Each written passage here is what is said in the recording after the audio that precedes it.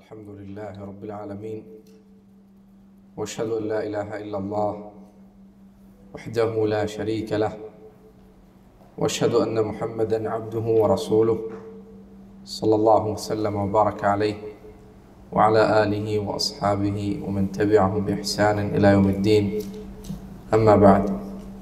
ബഹുമാന്യരായ സഹോദരങ്ങളെ, വിവാഹവുമായി ബന്ധപ്പെട്ട ചില വിധിവിലക്കുകളാണ് കഴിഞ്ഞ ദർസിൽ ഓർമ്മപ്പെടുത്തിയത്. അതിൻ്റെ തുടർച്ചയായ ചില കാര്യങ്ങളാണ് ഇൻഷാ അള്ളാഹ് ഈ ദർസിൽ ഓർമ്മപ്പെടുത്താൻ ഉദ്ദേശിക്കുന്നത്. ഒന്നാമത്തെ കാര്യം, ഇസ്ലാമിൽ വിവാഹത്തിൻ്റെ വിധി എന്താണ് എന്നതാണ്.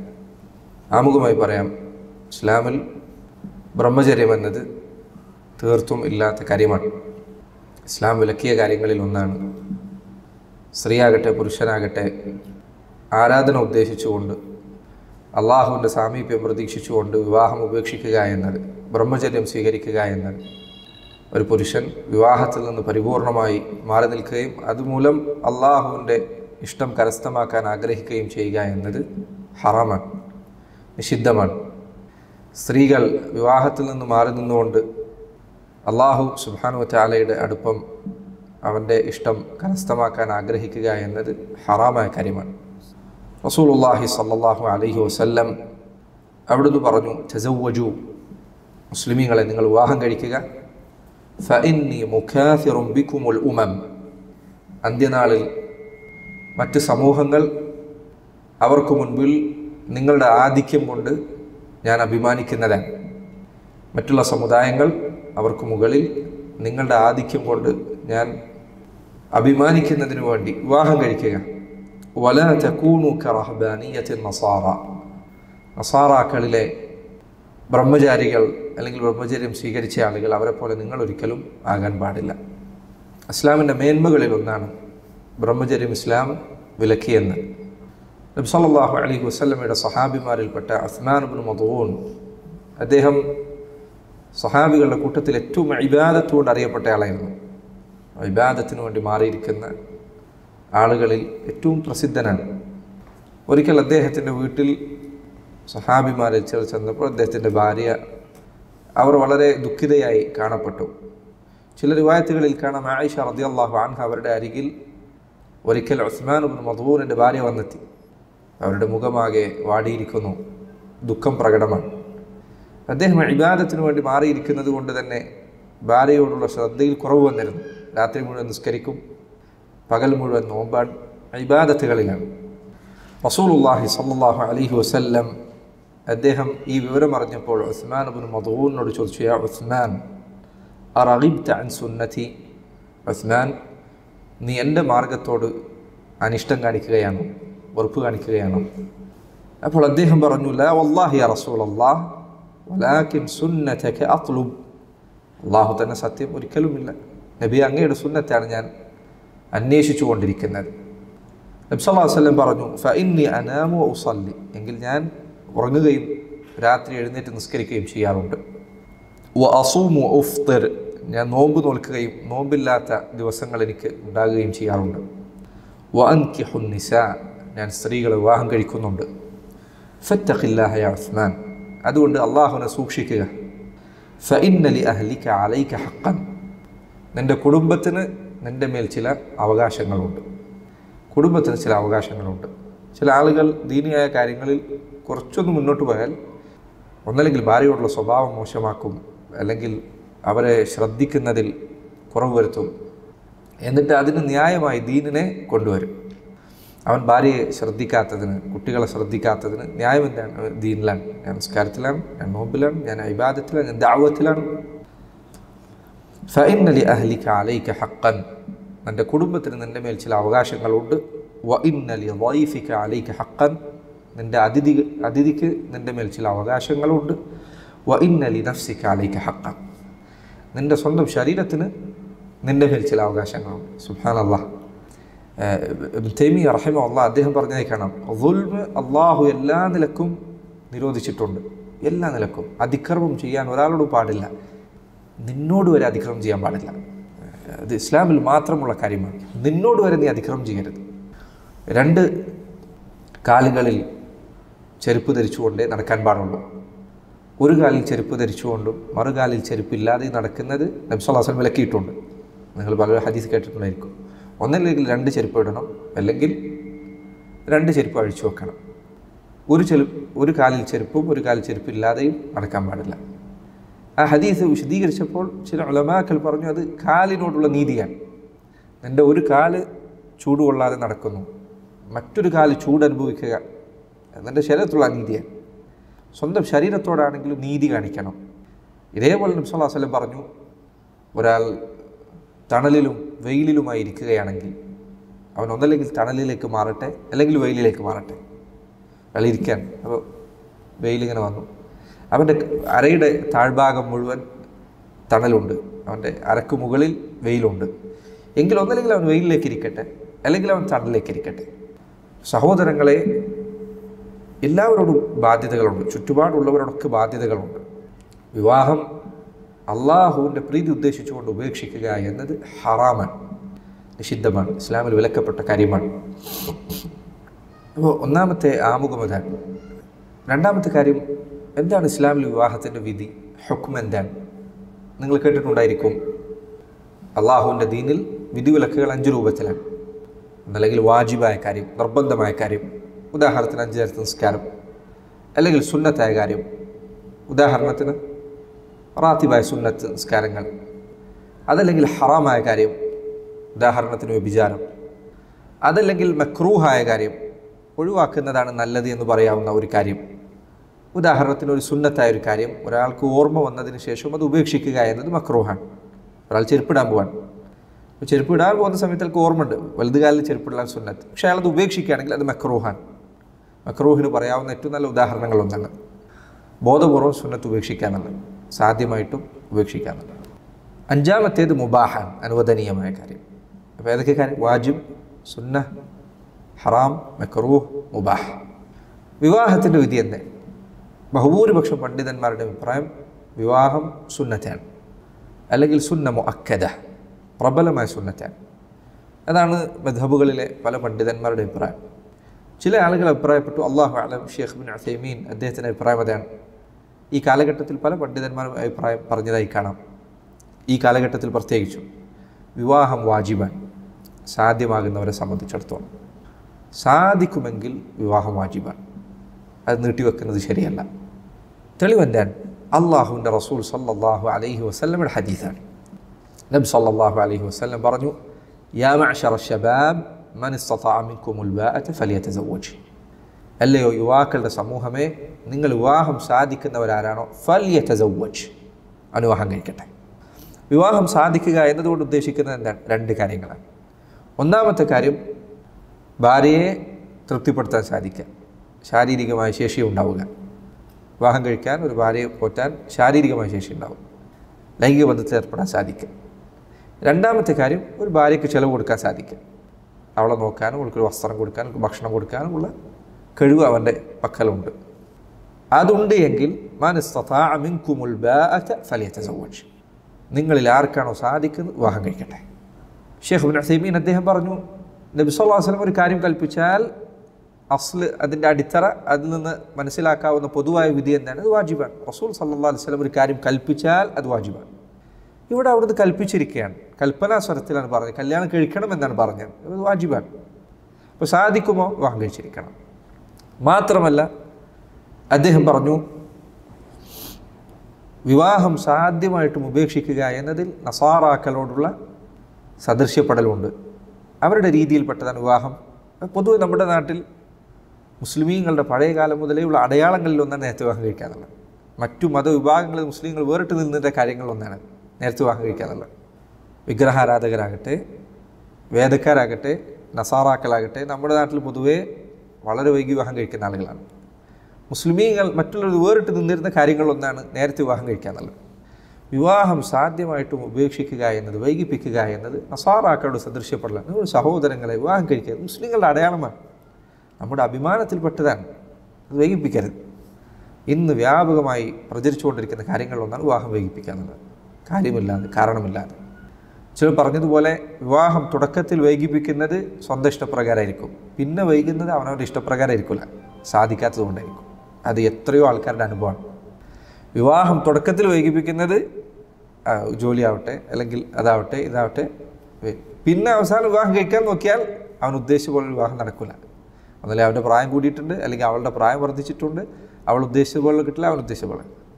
പിന്നീട് വിവാഹം നീളുന്നത് അവൻ്റെ സ്വന്തം താല്പര്യത്തിലായിരിക്കില്ല, നിർബന്ധിതാവസ്ഥയിൽ നീണ്ടുപോകുന്നതായിരിക്കും. അതുകൊണ്ട് സാധിക്കുമ്പോൾ വേഗം വിവാഹം കഴിക്കാം. അദ്ദേഹം പറഞ്ഞു, ഷെയ്ഖ് ഉസൈമീൻ അദ്ദേഹം പറഞ്ഞു, വിവാഹം സാധ്യമായിട്ട് ഉപേക്ഷിക്കുക എന്നത് നസാറാക്കളോട് സദൃശ്യപ്പെടും. അതുകൊണ്ട് പ്രിയപ്പെട്ടവർ, എൻ്റെ ഈ ശബ്ദം കേൾക്കുന്ന ധാരാളം യുവാക്കളുണ്ടായിരിക്കും. പ്രിയപ്പെട്ടവരെ, വീട്ടിൽ നല്ല രൂപത്തിൽ സംസാരിക്കുക, മാതാപിതാക്കളോട് പറയുക, വിവാഹം നേരത്തെ കഴിക്കാൻ ശ്രമിക്കുക.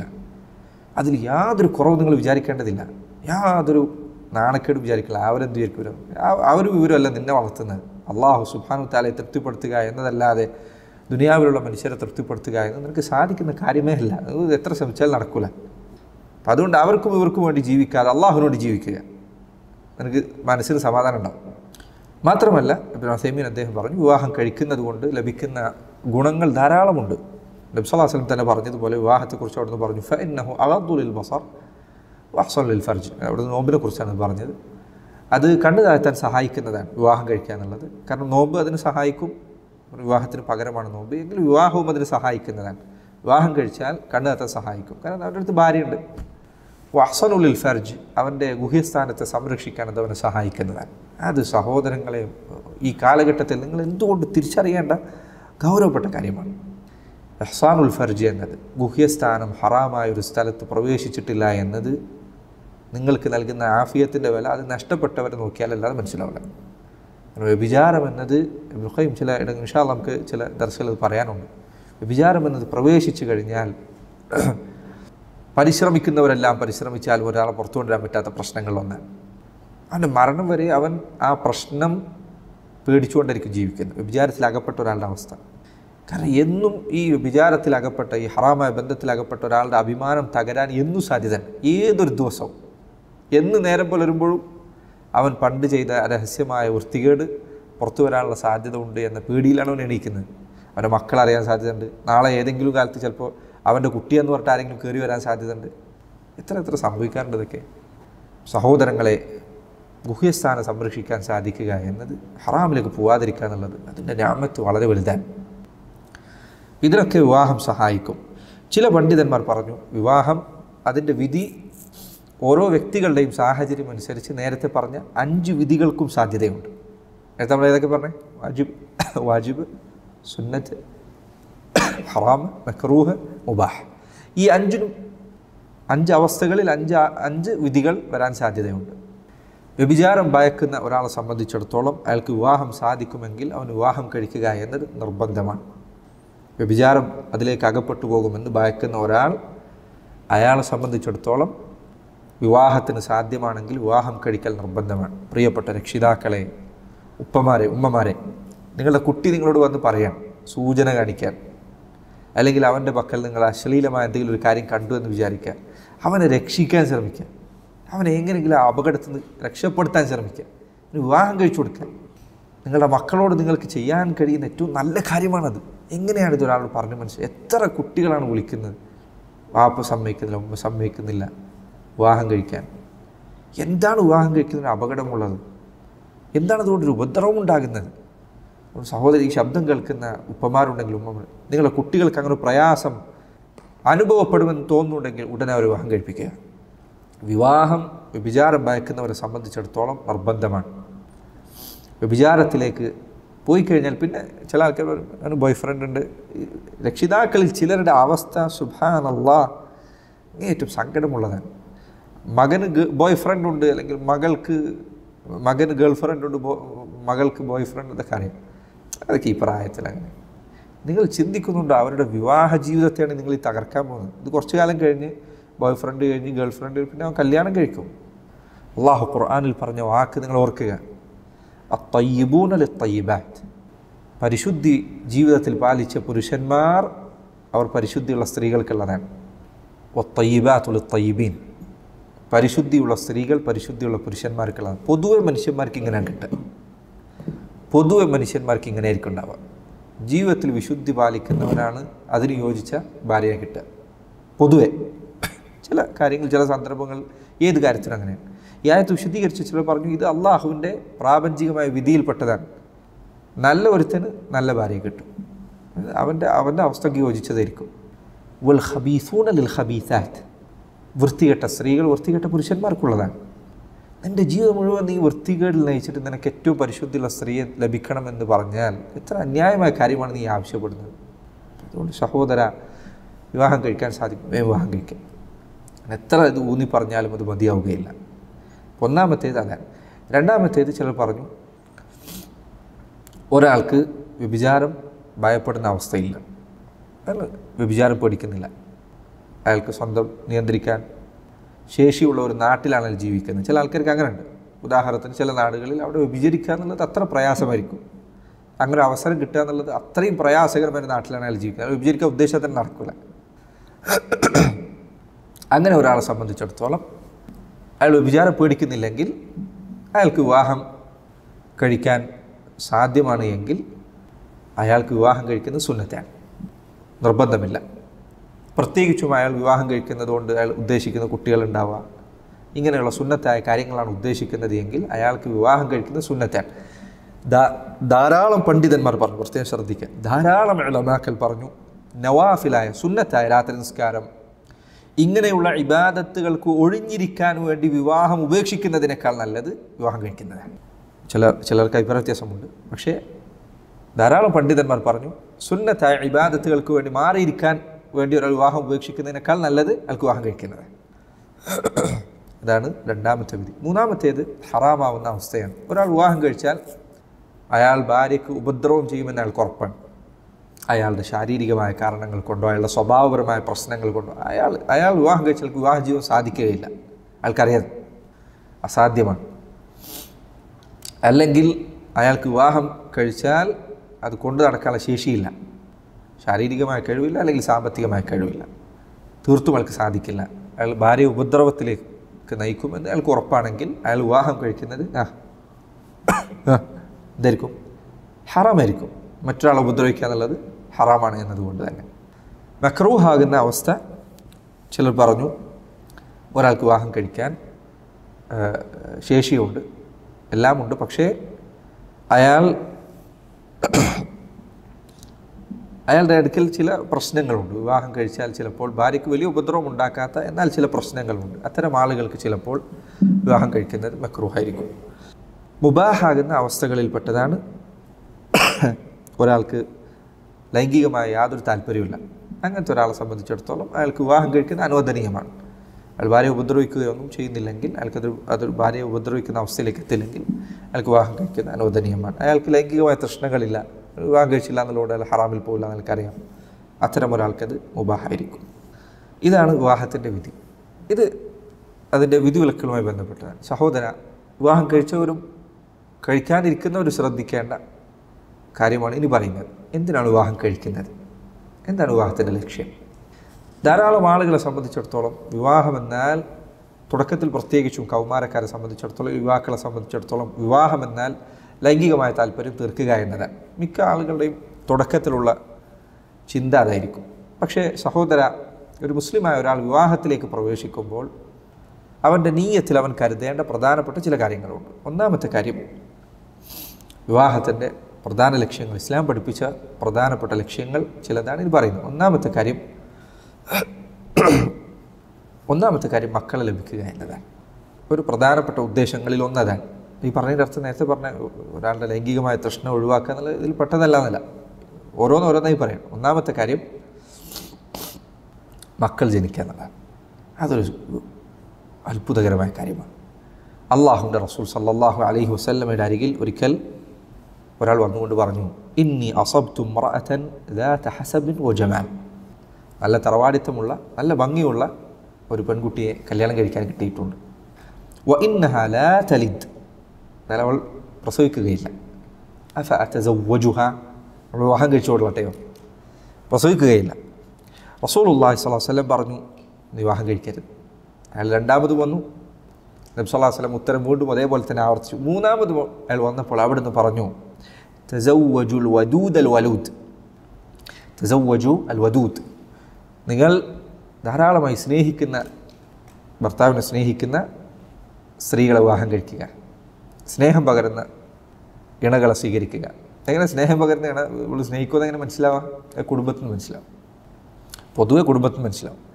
ഉമ്മമാരുടെ തർബീയത്തിൽ നിന്നായിരിക്കും പെൺമക്കൾ വളരുക. പൊതുവെ ഉമ്മമാരെ നോക്കിയാൽ മനസ്സിലാവും അവളുടെ, അല്ലെങ്കിൽ പെങ്ങന്മാരെ നോക്കിയാൽ, അവർ മുന്നേ വിവാഹം കഴിച്ച ആളുകളെ നോക്കിയാൽ മനസ്സിലാവും, പൊതുവെ അതിൽ മനസ്സിലാവും. തസവ്വജുൽ വദൂദ്, സ്നേഹം പകരുന്ന ഇണകളെ സ്വീകരിക്കുക. അൽ വലൂദ്, ധാരാളം പ്രസവിക്കുന്ന സ്ത്രീകളെ വിവാഹം കഴിക്കുക. എങ്ങനെ പ്രസവിക്കുന്നത് മനസ്സിലാവുക? ഇതേപോലെ തന്നെയാണ്. ആൾ കുടുംബം നോക്കിയാൽ മനസ്സിലാവും.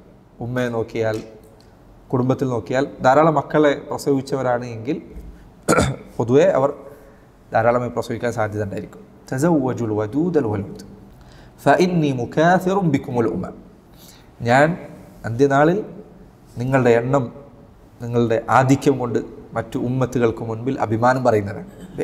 എൻ്റെ റസൂൽ സല്ലല്ലാഹു അലൈഹി വസല്ലം അവിടത്തേക്ക് അഭിമാനം പറയാൻ എൻ്റെ മക്കളുണ്ട്, പേരമക്കളുണ്ട്, അവരുടെ മക്കളുണ്ട്. നബി സല്ലല്ലാഹു അലൈഹി വസല്ലം അവിടുന്ന് സഹാബികൾ ചിലർക്ക് വേണ്ടി പ്രാർത്ഥിച്ചിട്ടുണ്ട് എന്നാണ്. അനസ് ഇബ്നു മാലിക്കിന് വേണ്ടി പ്രാർത്ഥിച്ചിട്ടുണ്ട്. അല്ലാഹുമ്മ അക്സിർ മാലഹു വവലദഹു വബാരിക് ലഹു ഫീഹിമ, അല്ലാഹുവേ അനസിന് മക്കളിലും സമ്പത്തിലും നീ അധികരിപ്പിച്ചു കൊടുക്കണം, അതിൽ ബറക്കത്ത് കൊടുക്കണം. ധാരാളം മക്കളുണ്ടായിരുന്നാണ്. ഈ അടുത്ത് ജീവിച്ച് മരണപ്പെട്ടു പോയ ഷെയ്ഖ് സഈദ് അൽ ഖഹ്താനി റഹിമഹുല്ലാഹ്, അദ്ദേഹത്തിൻ്റെ പുസ്തകത്തിൽ അദ്ദേഹം പറഞ്ഞേക്കാണ്, ഞാൻ എൻ്റെ ചെറുപ്രായത്തിൽ എൻ്റെ ഉമ്മയോട് പറയുമായിരുന്നു, ഉമ്മ അനസ് ഇബ്നു മാലിക്കിന് വേണ്ടി റസൂൽ പ്രാർത്ഥിച്ചതുപോലെ നിങ്ങൾ എനിക്ക് വേണ്ടി പ്രാർത്ഥിക്കണം. അപ്പോൾ എൻ്റെ ഉമ്മ എനിക്ക് വേണ്ടി പ്രാർത്ഥിക്കുമായിരുന്നു. അദ്ദേഹം വിവാഹം കഴിച്ച് 30-ാമത്തെ വയസ്സിലാണ്. ഈ അടുത്താണ് അദ്ദേഹം മരിച്ചത് റഹിമഹുല്ലാഹ് റഹ്മത്തുൻ വാസിഅ. ധാരാളം ഗ്രന്ഥങ്ങൾ ഉണ്ട്. അദ്ദേഹത്തിന് എൻ്റെ ഓർമ്മ ശരിയാണെങ്കിൽ 45-46 മക്കൾ ജനിച്ചു. 30-ാമത്തെ വയസ്സിൽ വിവാഹം കഴിച്ചു. 46 മക്കളുണ്ടായിരുന്നു. അതിൽ ഏതാണ്ട് 29-30 മക്കൾ ഹാഫിളീങ്ങളാണ്, ഖുർആൻ ഹിഫ്ളാക്കിയ ആൾക്കാരാണ്. 15 കുട്ടികളോ മറ്റോ അതിൽ സനദോടുകൂടി ഖുർആൻ ഹിഫ്ളാക്കിയ ആൾക്കാരാണ്. അല്ലാഹ് ബർക്കത്ത് കൊടുത്തു നോക്കുക, സുബ്ഹാനല്ലാഹ്. അപ്പോൾ ഇതൊരു വലിയ നിയ്യത്താണ്, മക്കളെ ലഭിക്കുക എന്നുള്ളത്. മക്കളെ ലഭിക്കുക എന്നത് ഞാൻ പലപ്പോഴും ആളുകൾ പറയാറുണ്ട്, വിവാഹത്തിൽ പിന്നിൽ നിൽക്കുന്ന ആൾക്കാർ, നിങ്ങൾ നഷ്ടപ്പെടുത്തുന്ന വലിയൊരു സൗഭാഗ്യമാണ്. ദുനിയാവിലെ സുഖങ്ങളെക്കുറിച്ചോ കുട്ടികളെ കൊണ്ട് ലഭിക്കുന്ന ആസ്വാദനത്തെക്കുറിച്ചോ ഒന്നുമല്ല ഞാൻ പറയുന്നത്. വേറെ ഇതിൻ്റെ ഒപ്പം കിട്ടുന്ന പ്ലസ്സാണ്. മക്കളെ കൊണ്ട് ലഭിക്കുന്ന എക്സ്ട്രാ ബെനിഫിറ്റുകളാണ്. പരലോകത്തെക്കുറിച്ചാണ് ഞാൻ പറയുന്നത്. റസൂലുള്ളാഹി സ്വല്ലല്ലാഹു അലൈഹി വസല്ലം പറഞ്ഞു നോക്കൂ, ഇദാ മാതൽ ഇൻസാനു ഖതഅ അൻഹു അമലുഹു, ഒരു മനുഷ്യൻ മരിച്ചാൽ അവൻ്റെ അമലൊക്കെ എല്ലാം അവസാനിച്ചു. ഇല്ലാ മിൻ സലാസ്, 3 കാര്യം ഒഴികെ. എന്താ ഈ 3 കാര്യങ്ങൾ? ഇൽമുൻ യുൻതഫഉ ബിഹി, അവൻ വിട്ടേച്ചു പോയ വിജ്ഞാനം, അതുകൊണ്ട് ആൾക്കാർ ഉപകാരപ്പെടുത്തുന്നുണ്ടെങ്കിൽ അത് കിട്ടി. അതല്ലെങ്കിൽ ഇല്ലാ മിൻ സദഖത്തിൻ ജാരിയ, അതല്ലെങ്കിൽ അവൻ നൽകിയ സദഖകൾ അത് നിലനിന്നാൽ ആ സദഖ എത്ര കാലം നിലനിൽക്കുന്നു അതിൻ്റെ പ്രതിഫലമുണ്ട്. ഇത് രണ്ടും ജനങ്ങളിൽ എല്ലാവർക്കും ലഭിക്കുന്ന കാര്യമല്ല. ഒന്ന്, എല്ലാവർക്കും ആലിമാവാൻ പറ്റില്ല, എല്ലാവർക്കും ദീൻ പഠിപ്പിക്കുന്ന ആളുകളാവാൻ സാധ്യത കുറവാണ്, എല്ലാവർക്കും സമ്പന്നരാകാനും സാധിക്കില്ല. പക്ഷെ 3-ാമത്തെ കാര്യം ജനങ്ങൾ ബഹുഭൂരിപക്ഷ പേർക്ക് സാധിക്കുന്നതാണ്.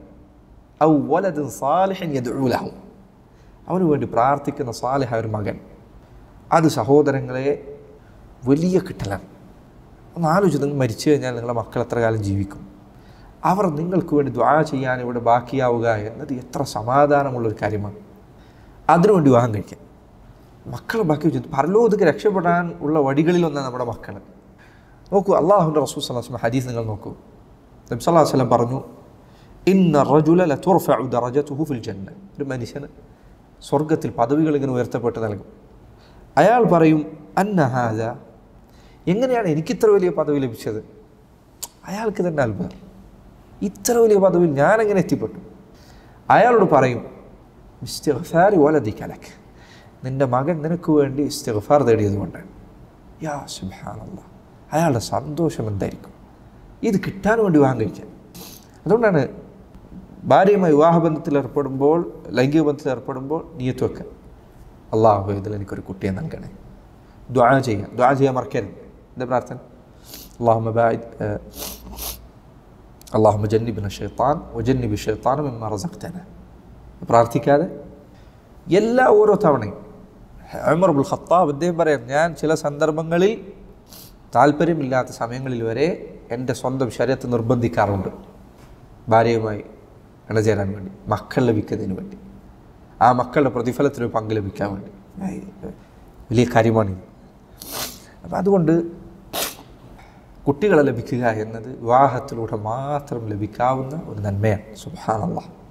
അപ്പം അത് ലക്ഷ്യം വെക്കുക, നിയ്യത്ത് വെക്കുക. കുട്ടികളെ സംബന്ധിച്ചിടത്തോളം അവരിലൂടെ ലഭിക്കുന്ന പ്രതിഫലങ്ങൾ ഈ പറഞ്ഞത് മാത്രമല്ല.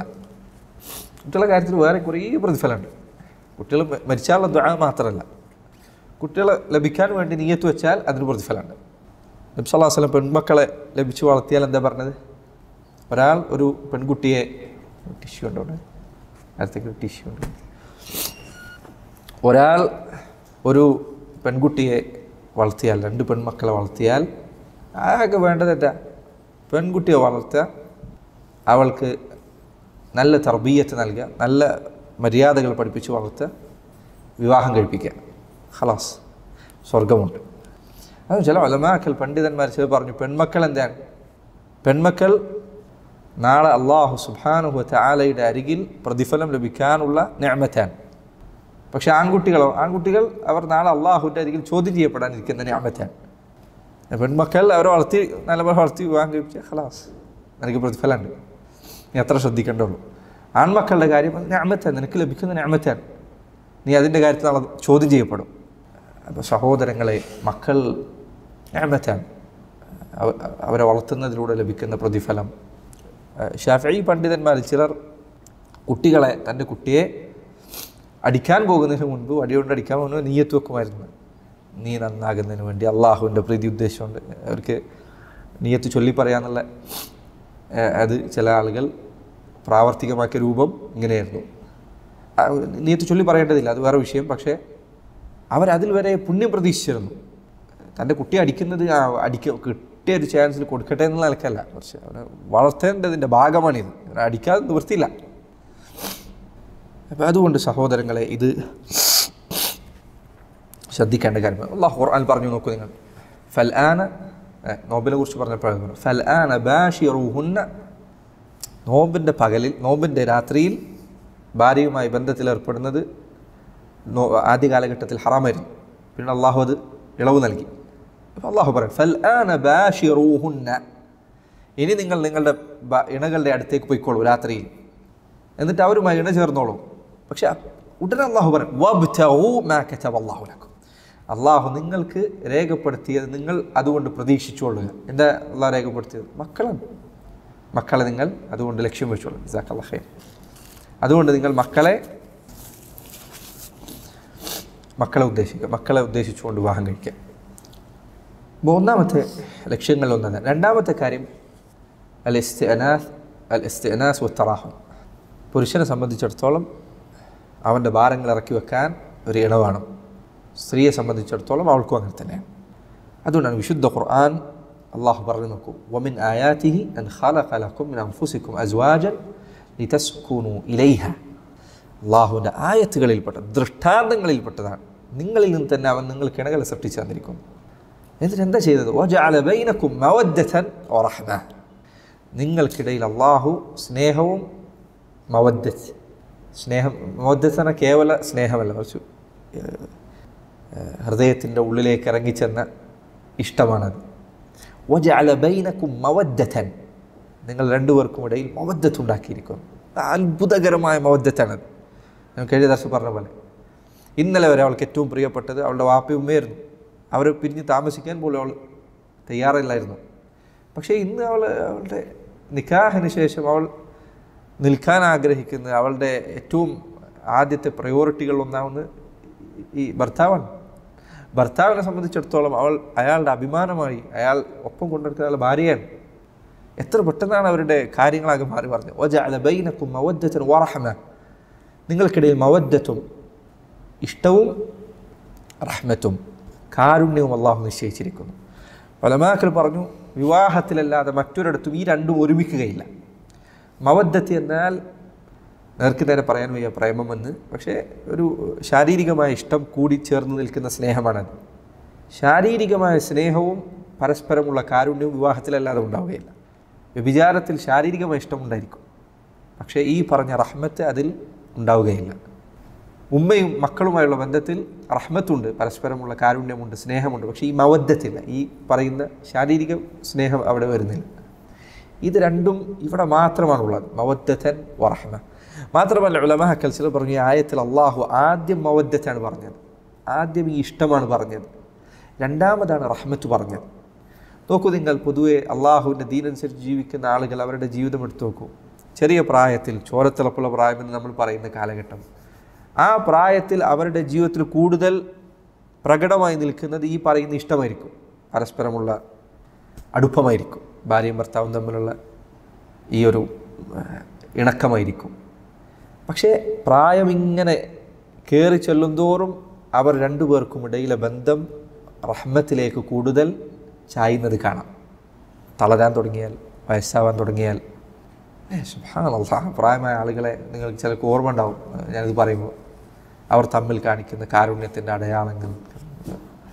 അപ്പോൾ ഇത് അള്ളാഹു സുബ്ഹാനഹു വ തആല വിവാഹത്തിലൂടെ നൽകിയതാണ്. ഒരു മനുഷ്യന് ദുനിയാവിൽ കാണിക്കാൻ കഴിയുന്ന അത്ഭുതങ്ങളിലൊന്നാണിത്. ഒരു ഭാര്യയുമായി ജീവിച്ച്, ഇണയുമായി ജീവിച്ച് മവദ്ദത്തും റഹ്മത്തുമുള്ള ബന്ധമുണ്ടാക്കുക എന്നത്. ഈ കാര്യം വിവാഹത്തിൻ്റെ ലക്ഷ്യങ്ങളിലൊന്നാണ്, വിവാഹത്തിലൂടെ മാത്രം ലഭിക്കുന്നത്. ഇത് ഇന്ന് ഈ കാലഘട്ടത്തിൽ നഷ്ടപ്പെട്ടുകൊണ്ടിരിക്കുന്ന കാര്യങ്ങളൊന്ന്. വിവാഹത്തിലേക്ക് പ്രവേശിക്കുമ്പോൾ അല്ലാഹു അലം, ഇന്ന് ആളുകൾ ചില വിവാഹത്തിലേക്ക് കയറുന്നത് തന്നെ എന്തോ ഒരു ശത്രുതാ മനോഭാവത്തോടുകൂടി എന്ന് തോന്നിപ്പോൾ.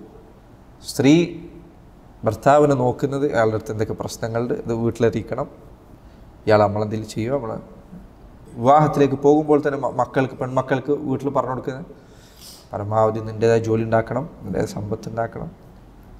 ഭർത്താവ് ഇതേപോലെ തന്നെ തിരിച്ചും. നമ്മളൊരു ടീമാണ്, നമ്മളൊരു നോക്കൂ, അള്ളാഹുവിൻ്റെ റസൂൽ സല്ലല്ലാഹു അലൈഹി വസല്ലം അവിടുന്ന് ജീവിച്ചു തീർത്ത ജീവിതം നോക്കൂ, നിങ്ങൾ ആലോചിച്ചു നോക്കൂ, എത്ര മനോഹരമായ ജീവിതമായിരുന്നു. ഇത് നിങ്ങൾക്ക് ലഭിക്കണോ, മനോഹരമായ വൈവാഹിക ജീവിതമാണോ, നിങ്ങൾ മുസ്ലിം ആവുക, നിങ്ങൾ മുസ്ലിം ആവുക, ഇസ്ലാം യഥാർത്ഥത്തിൽ ജീവിതത്തിൽ പാലിക്കുക, നിങ്ങൾക്ക് മനോഹരമായ ജീവിതം ലഭിക്കും. അല്ലാഹു സുബ്ഹാനഹു വ തആല ഖുർആനിൽ പറഞ്ഞു, വലനുഹിയന്നഹു ഹയാതൻ തയ്യിബ, അവർക്ക് നാം തയ്യിബത്തായ ശുദ്ധമായൊരു ജീവിതം അള്ളാഹു അവർക്ക് നൽകുന്നത്. വിവാഹത്തിൻ്റെ ലക്ഷ്യങ്ങളിൽപ്പെട്ടതാണ് മൂന്നാമത്തെ കാര്യം ഇഹ്സാനുൽ ഫർജ്, അവൻ്റെ ജീവിത വിശുദ്ധി കാത്തു സൂക്ഷിക്കുക എന്നത്, ലൈംഗിക ജീവിതത്തിൽ വിശുദ്ധി ഉണ്ടാവുക എന്നത്. റസൂലുള്ളാഹി സ്വല്ലല്ലാഹു അലൈഹി വസല്ലം പറഞ്ഞ ഹദീസ് ഞാൻ നേരത്തെ കേൾപ്പിച്ചു, യുവാക്കളെ നിങ്ങൾ വിവാഹം കഴിക്കുക, അത് നിങ്ങളുടെ യാ മഅ്ശറ ശബാബ് മൻ ഇസ്തതാഅ മിൻകുമുൽ ബാഅ എന്ന ഹദീസ് ഞാൻ നേരത്തെ പറഞ്ഞു. യുവാക്കളെ വിവാഹം കഴിക്കുക, നിങ്ങൾക്ക് നിങ്ങളുടെ ജീവിത വിശുദ്ധിക്ക് അത് നല്ലതാണ് എന്ന് റസൂലുള്ളാഹി സ്വല്ലല്ലാഹു അലൈഹി വസല്ലം പറഞ്ഞിട്ടുണ്ട്. മാത്രമല്ല വിവാഹം കഴിച്ച ആളുകളും ഇത് ഓർക്കണം, വിവാഹം കഴിച്ച ആൾക്കാരെ ഇത് ഓർക്കണം. എന്തിനാണ് വിവാഹം കഴിച്ചത്? വിവാഹം കഴിച്ചതിൻ്റെ ലക്ഷ്യങ്ങളിലൊന്ന് അവനവൻ്റെ ജീവിതത്തിലെ വിശുദ്ധി കാത്തു സൂക്ഷിക്കലാണ്. നബി സല്ലല്ലാഹു അലൈഹി വസല്ലം അവിടുന്ന് ഇത് പഠിപ്പിച്ചു തന്നിട്ടുണ്ട്. അവിടുന്ന് പറഞ്ഞു, ഇദാ അഹദുക്കും അഅജബതുൽ മർഅ, നിങ്ങളിൽ ആർക്കെങ്കിലും ഒരു സ്ത്രീയെ കണ്ട് അവളോടൊരു ഇഷ്ടമോ അല്ലെങ്കിൽ അവളുടെ ഭംഗിയിലൊരു താല്പര്യമോ തോന്നി എന്ന് വിചാരിക്കുക, ഫവഖഅത് ഫീ ഖൽബിഹി, അത് അവൻ്റെ കൽബിൽ വീണു എന്നവന് തോന്നിയാൽ ഫല്യഅ്മിദ് ഇല ഇംറഅതിഹി, അവൻ്റെ ഭാര്യൻ്റെ അടുത്തേക്ക് ചെല്ലട്ടെ. ഇത് നഷ്ടപ്പെട്ടു പോകുന്ന സുന്നത്തുകളിലൊന്നാണ്, അല്ലെങ്കിൽ ആളുകൾ ചിന്തിച്ചു പോകാത്ത കാര്യങ്ങളൊന്നാണ്. വിവാഹം കഴിച്ചതിൻ്റെ ലക്ഷ്യങ്ങളൊന്നാണ്. അതുകൊണ്ടാണ് നബി സല്ലല്ലാഹു അലൈഹി വസല്ലം പറഞ്ഞത്, ഭർത്താവ് കിടപ്പറയിൽ ക്ഷണിച്ചിട്ട് ഭാര്യ പോകാതിരിക്കുക എന്ന് പാടില്ല. അങ്ങനെ പോകാതിരിക്കുന്നിടത്തോളം അവളെ മലക്കുകൾ ശപിക്കുമെന്ന് പറഞ്ഞ്, അതിൻ്റെ കാരണം വിവാഹത്തിൻ്റെ ലക്ഷ്യങ്ങളിലൊന്നാണ് ജീവിത വിശുദ്ധി കാത്തു സൂക്ഷിക്കുക എന്നുള്ളത്. അവൻ്റെ മനസ്സിൽ അങ്ങനെ ഒരു ചിന്ത വന്നാൽ അവൻ്റെ ഭാര്യൻ്റെ അടുത്തേക്ക് ചെല്ലാം. ഫഇന്ന ദാലിക യറുദ്ദു മാ ഫീ നഫ്സിഹി, അത് അവൻ്റെ മനസ്സിലുള്ള ആ തോന്നലിനെ ഇല്ലാതെയാക്കുന്നതാണ്. പ്രത്യേകം ശ്രദ്ധിക്കുക, ഇത് പ്രത്യേകം ശ്രദ്ധിക്കുക. ഈ കാലഘട്ടത്തിൽ പ്രത്യേകിച്ചും വിവാഹം കഴിഞ്ഞതിന് ശേഷം ഇന്ന് പഴയകാല പ്രേമങ്ങൾ ആലോചിച്ച്, പഴയകാല ഇഷ്ടങ്ങൾ ആലോചിച്ച് ജീവിതം തള്ളി നിൽക്കുന്ന, ഭാര്യയോട് കാപട്യം വളർത്തി ജീവിക്കുന്ന എത്ര ആൾക്കാരുണ്ട്. അവൻ്റെ ഭാര്യ അവൻ്റെ അടുത്തുണ്ട്, അവന് വേണ്ടി ഈ കാര്യങ്ങളൊക്കെ ചെയ്തു കൊടുക്കുന്ന, അവനെ ഇഷ്ടപ്പെടുന്ന ഒരു ഭാര്യ തൊട്ടപ്പുറത്തുണ്ട്.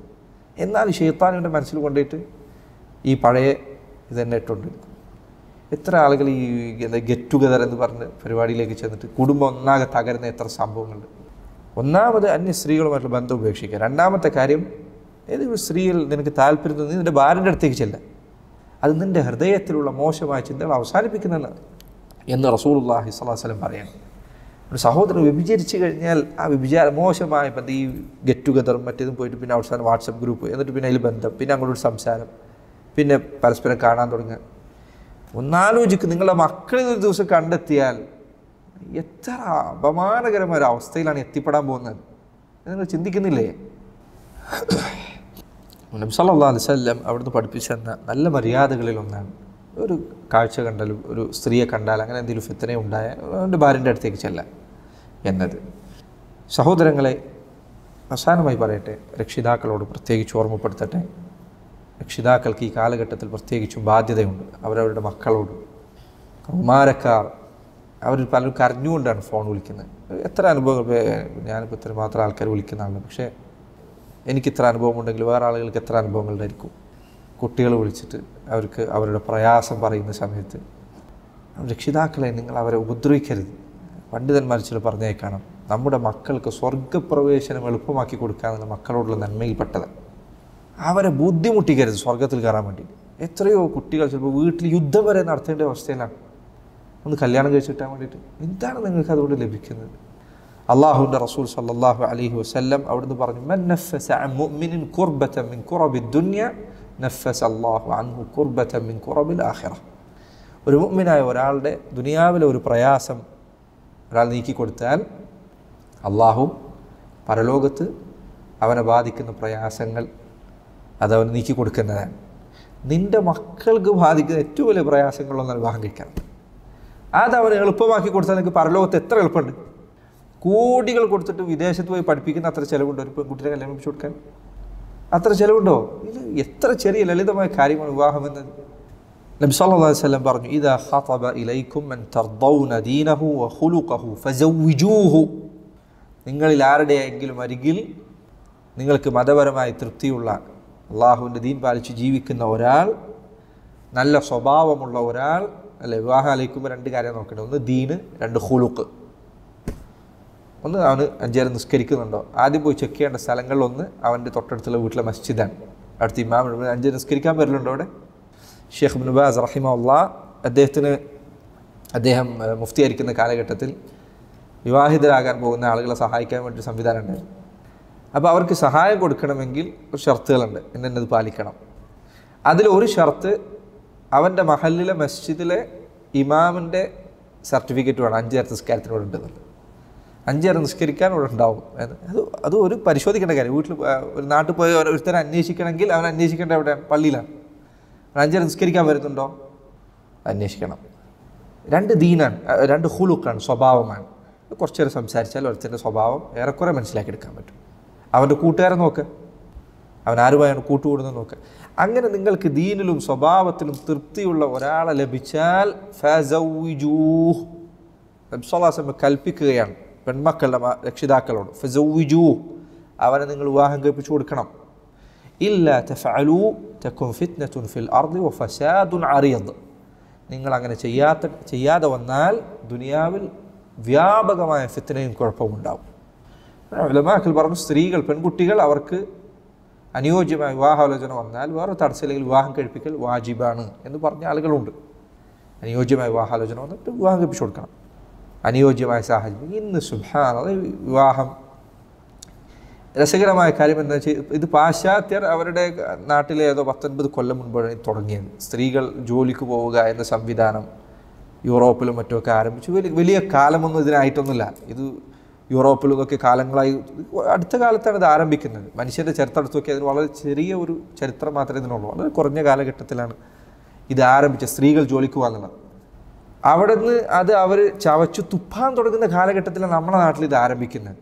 അത്ഭുതം. അവരിത് സ്റ്റോപ്പ് ചെയ്യണം. പല യൂറോപ്പിൽ പലയിടത്തും ഇപ്പോൾ അടുത്ത് സുബ്ഹാനല്ലാഹ് കമ്മ്യൂണിസ്റ്റ് രാജ്യങ്ങളിൽ വരെ സ്ത്രീകൾ വീട്ടിലിരിക്കാൻ, അവർ ജോലിക്ക് പോകാതിരിക്കാൻ വേണ്ടി ഗവൺമെൻറ് സഹായം. കുട്ടികളുണ്ടാവുന്നില്ല, മക്കൾ ജനിക്കുന്നില്ല, നാടുകൾ നശിക്കുകയാണ്. ഷെയ്ഖ് ഇബ്നു ഉസൈമീൻ അദ്ദേഹത്തിൻ്റെ മനോഹരമായ വാക്കുകളൊന്നാണ്. അദ്ദേഹം പറഞ്ഞു, ഭാര്യയുടെ ജോലി മക്കളെ വളർത്തുക എന്നുള്ളതാണ്, നല്ല ഒരു സമൂഹത്തെ വളർത്തുക എന്നുള്ളതാണ്, അവളുടെ വീട് വൃത്തിയിൽ കൊണ്ടു നടക്കുക എന്നുള്ളതാണ്. പക്ഷേ ഇത് പറഞ്ഞാൽ ഇന്ന് ആളുകൾക്ക് നമ്മളെ ചെറുതാക്കി. നിങ്ങൾക്ക് എന്താണ് ഏറ്റവും നല്ല മനോഹരമായ കാര്യമായി തോന്നുന്നത്? വെയിലത്ത് പോയി പണിയെടുത്തൊരു മാനേജറെ ചീത്ത കേട്ട് ശമ്പളത്തിന് വേണ്ടി മാസാമാസം കാത്തുനിന്ന് മെൻസ്ട്രൽ പീരീഡ് വന്നാൽ അത് സഹിച്ചിട്ട് ഓഫീസിൽ പോയി പണിയെടുക്കുക, എന്നിട്ട് അയാളെ ചീത്തയേക്കുക, അപ്പുറത്ത് ചീത്തയേക്കുക, ഇതിൻ്റെ ടെൻഷൻ സഹിക്കുക. ഇങ്ങനെ നിങ്ങൾ ചെയ്താൽ നിങ്ങളുടെ ജീവിതം വളരെ സുന്ദരമായിരിക്കുമെന്ന് ആരാണ് നിങ്ങളോട് പറയുന്നത്? ആരാണ് ഇങ്ങനെ ഒരാളോട് പറയുന്നത്?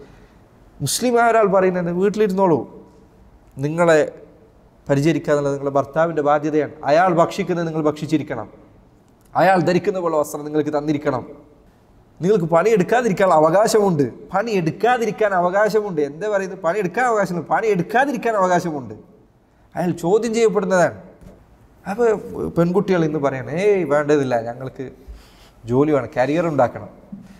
ഏതെങ്കിലും ഒരു മനുഷ്യൻ 50 വയസ്സായി കിടക്കുന്ന ICUവിൽ കിടക്കുന്ന ഒരു മനുഷ്യനോട് ഇതാ ഇപ്പോൾ ഈ സമയത്ത് ഇത്രയും കരിയറൊക്കെ ഉണ്ടാക്കിയാലോ, ഓഫീസിൽ ഒരു ലെറ്ററും കൂടി കൊണ്ടുതരാം, ഒന്നും കൂടി നിങ്ങൾ ഒപ്പിട്ട് തരുമോ, ഈ ഓഫീസിലെ ലെറ്ററും കൂടി ശരിയാക്കുമെന്ന് വെച്ച് കഴിഞ്ഞാൽ ആരെങ്കിലും ICUവിൽ കിടക്കുന്ന സമയത്താണ് എൻ്റെ കരിയർ ഞാൻ ഇത്രയും കാലമായിട്ട് ഉണ്ടാക്കിയതല്ലേ എന്ന് പറയാറുണ്ടോ? പക്ഷേ അവൻ വളർത്തിയുണ്ടാക്കിയ മക്കൾ അവൻ്റെ തൊട്ടടുത്തുണ്ടെങ്കിലോ ഏതാണ് നിങ്ങൾക്ക് തൃപ്തികരമായിട്ടുള്ളത്? പെൺകുട്ടികളെ നിങ്ങൾ ചിന്തിക്കുന്നില്ലേ?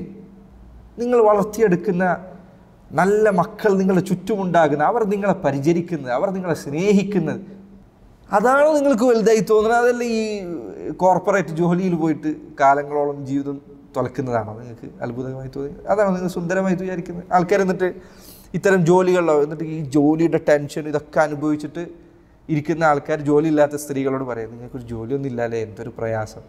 അവർ അൽഹംദുലില്ലാ സമാധാനത്തിലാണ്. അൽഹംദുലില്ലാ അള്ളാഹുവിൻ്റെ ദീൻ പാലിച്ച് ജീവിക്കുന്ന ഒരു ഭർത്താവിൻ്റെ കീഴിലുള്ള സ്ത്രീ സമാധാനത്തിലാണ്, റാഹത്തിലാണ്, അതൊരു പ്രയാസമില്ല. പക്ഷെ ഇന്ന് പെൺകുട്ടികളെ മനസ്സിൽ കുത്തിവെച്ചിരിക്കാൻ കുട്ടികളെ വളർത്തുക എന്നുള്ളത് എന്തൊരു മോശം കാര്യം. എന്നിട്ട് ചില കുട്ടികൾ തന്നെ ചോദിക്കാൻ, ഉമ്മാക്ക് എത്ര പോലെ സ്വപ്നങ്ങളുണ്ടായിരുന്നു, ഇതൊക്കെ നിങ്ങൾ അവസാനിപ്പിച്ചില്ലേ? ഉമ്മാക്ക് മാത്രമാണ് സ്വപ്നം ഉണ്ടായത്, വാപ്പാക്ക് സ്വപ്നം ഉണ്ടായിട്ടില്ലേ? ഷെയ്ഖ് ഇബ്നു ബാസ് റഹിമഹുല്ലാ അദ്ദേഹം ഇവിടെ മുഫ്തിയായിരുന്ന കാലഘട്ടത്തിൽ ഇവിടുത്തെ പോലീസിന് പ്രത്യേക നിർദ്ദേശം നൽകുമായിരുന്നതാണ്. രാത്രി ഇത്ര സമയം കഴിഞ്ഞിട്ടും വീട്ടിലേക്ക് പോകാത്ത ആൾക്കാരെ വീട്ടിലേക്ക് പറഞ്ഞേക്കണം, ഭാര്യയുടെ അടുത്തേക്ക് തിരിച്ച് പറഞ്ഞേക്കണം. കുടുംബജീവിതത്തിൽ ബാധ്യത ഉണ്ട്. ഇവിടെ പോലീസ് നടപടി ഉണ്ടായിരുന്നതാണ്. ഒരു സമയത്തിന് ശേഷം രാത്രി പുറത്ത് വെറുതെ ഇരിക്കാൻ പാടില്ല. അപ്പോൾ കുടുംബജീവിതം അതൊരു മോശമായ കാര്യമല്ല. ഇത്രയും കാലം മനുഷ്യർ, ഈ സമൂഹം ഈ രൂപത്തിൽ കെട്ടിപ്പടുക്കപ്പെട്ടത് കുടുംബം എന്ന സംവിധാനം കൊണ്ടാണ്. അതൊരു മോശമായൊരു കാര്യമല്ല. എൻ്റെ മകൾക്ക് വേണ്ടി, എൻ്റെ മകനു വേണ്ടി എൻ്റെ സ്വപ്നങ്ങൾ ഞാൻ മാറ്റിവെച്ചു എന്നത് എനിക്കൊരിക്കലൊരു വേദന ഉണ്ടാക്കുന്ന കാര്യമല്ല, ഞാൻ അഭിമാനിക്കുന്ന കാര്യമാണ്. എൻ്റെ കുട്ടിക്ക് വേണ്ടി, എൻ്റെ മകനു വേണ്ടി, എൻ്റെ മകൾക്ക് വേണ്ടി അങ്ങനെ ആയിരിക്കണം മനുഷ്യനുണ്ടാവേണ്ടത്. അല്ല എൻ്റെ സ്വപ്നം എനിക്ക് കുറേ നാട് സഞ്ചരിക്കണമായിരുന്നു, എനിക്ക് കുറേ പൈസ ഉണ്ടാക്കണമായിരുന്നു, എനിക്ക് കുറേ കരിയർ ഉണ്ടാക്കണമായിരുന്നു, അതിന് എൻ്റെ ഈ മക്കളൊക്കെ എനിക്ക് ശല്യമായി പോയി എന്നാണോ ഞാൻ ചിന്തിക്കുന്നത്? അങ്ങനെ ചിന്തിക്കുന്ന ഒരുത്തരം മനുഷ്യനാണോ? അങ്ങനെയാണോ മനുഷ്യർ ജീവിക്കേണ്ടത്? അതാണോ വലിയ സുന്ദരമായ ലോകം? ആർക്കോ വേണ്ടി പണിയെടുത്ത് ഏതോ കോർപ്പറേറ്റിൽ കുറേ പൈസ ഉണ്ടാക്കി കൊടുത്ത് അതിൻ്റെ ഒരു തുച്ഛമായ ശമ്പളം മാസത്തിൽ വാങ്ങി ഇതിങ്ങനെയാണോ ജീവിക്കേണ്ടത്? പെൺകുട്ടികളെ, പെൺമക്കളെ, നിങ്ങൾ ഒന്ന് കുറച്ച് നേരം ചിന്തിക്കായിരുന്നു, ആലോചിക്കുക. പത്രമാധ്യമങ്ങൾ ചരട് വലിക്കുന്നതിനനുസരിച്ച് നിങ്ങൾ ജീവിക്കരുത്. അതുപോലെ തന്നെ ഉമ്മമാർക്ക് ബാധ്യതയുണ്ട്. ഇന്ന് എത്രയോ നേരിട്ടറിയാവുന്ന പല കുടുംബ ബന്ധം ഡിവോഴ്സിലെത്തുന്നത് പെൺമക്കളുടെ ഉമ്മമാർ ഇടപെടുന്നതുകൊണ്ടാണ്. ചില സമയത്ത് മക്കളെ പറഞ്ഞ് ഡിവോഴ്സ് ചെയ്യാൻ പറയാം, എൻ്റെ കുട്ടിക്ക് അങ്ങനെ ഉണ്ടാവുന്നുണ്ട്, എൻ്റെ കുട്ടി സബ്ർ ചെയ്യാൻ പറയാം, എൻ്റെ കുട്ടി നല്ല രൂപത്തിലേക്ക് പരിഹരിക്കാൻ പറയാം. അങ്ങനെയല്ല. നബി സല്ലല്ലാഹു അലൈഹി വസല്ലം പറഞ്ഞു, മാ നഹല വാലിദുൻ വലദൻ മിൻ നഹ്ലിൻ അഫ്ളല മിൻ അദബിൻ ഹസൻ. നല്ല മര്യാദ പഠിപ്പിക്കുക എന്നതിനേക്കാൾ നല്ല ഒരു സമ്മാനവും തൻ്റെ മക്കൾക്ക് വേറെ ആൾക്ക് നൽകാൻ സാധിക്കില്ല. അതുകൊണ്ട് രക്ഷിതാക്കളെ, മക്കളെ നല്ല അദബ് പഠിപ്പിക്കാൻ, ചെറിയ പ്രായം മുതലേ അദബ് പഠിപ്പിക്കാൻ. മൂത്തരോട് സംസാരിക്കുമ്പോൾ, ചുറ്റുള്ള കൂട്ടുകാരോട് ഇടപഴകും, അദബ് പഠിപ്പിക്കുക. അദബ് നന്നായി പഠിപ്പിക്കണം. കുട്ടികളെ വെറുതെ വിടരുത്.